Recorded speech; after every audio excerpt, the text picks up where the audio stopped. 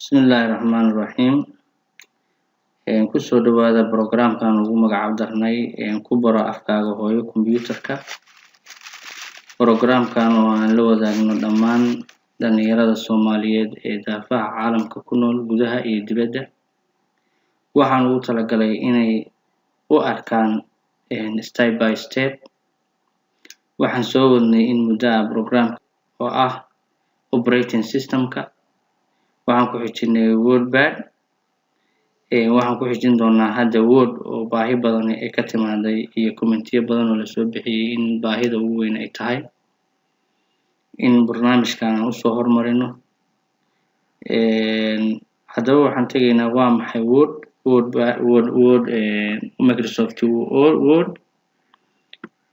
Microsoft Office wuu tiro badan yahay, khaas ahaan wuxuu ka kooban yahay 6 program. Waxa ugu horeeya marka programkan Word ka la yiraahdo, Excel baa ku xiga, Access, PowerPoint iyo kuwa kale oo la xiriira oo Office accounting ka. Haddaba waxaan bilaabaynaa marka Office 2016 oo Word 16 ah. Waxaa soo kacaya hadda Word. Wuxuu yimid goobtan. Waxa ugu horeeya shakhsigu ku dhufan karaa waxay noqonaysaa blank document, inuu warqad cad doorto. Marka waxaa halkan inooga muuqda shaashad. Shaashadaas cadi waxay ka turjumaysaa programkii Word. Meeshaan cad aad u jeedid waxaa la yiraahdaa text area, goobta loogu talagalay qoraalka in lagu sameeyo.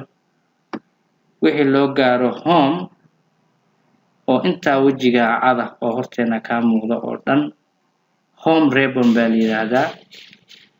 Waxaa kaloo jira isagana la xiriira insert, design, layout, reference, mailing, review iyo view. Dhammaan waa ribbons. Waxaan u baran doonaa oo dul istaagi doonaa mid mid. Haba ugu horeeya file. Waxaa kaloo jira intaan ka koreyso oo la yiraahdo quick access toolbar.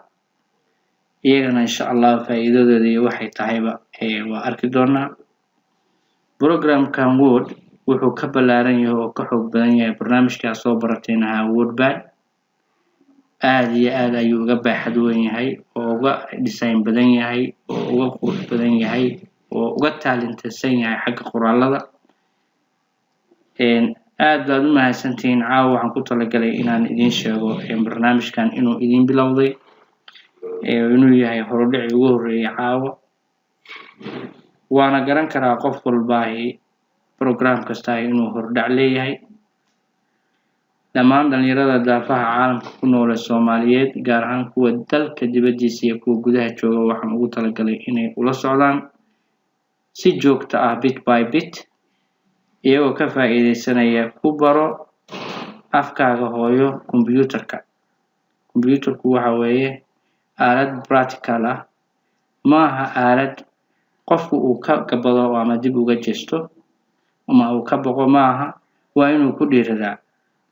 Thank you very much. Sii share gareeya, like iyo commentiga ha ka hilmaamina. Aad baan idinku mahadcelinayaa.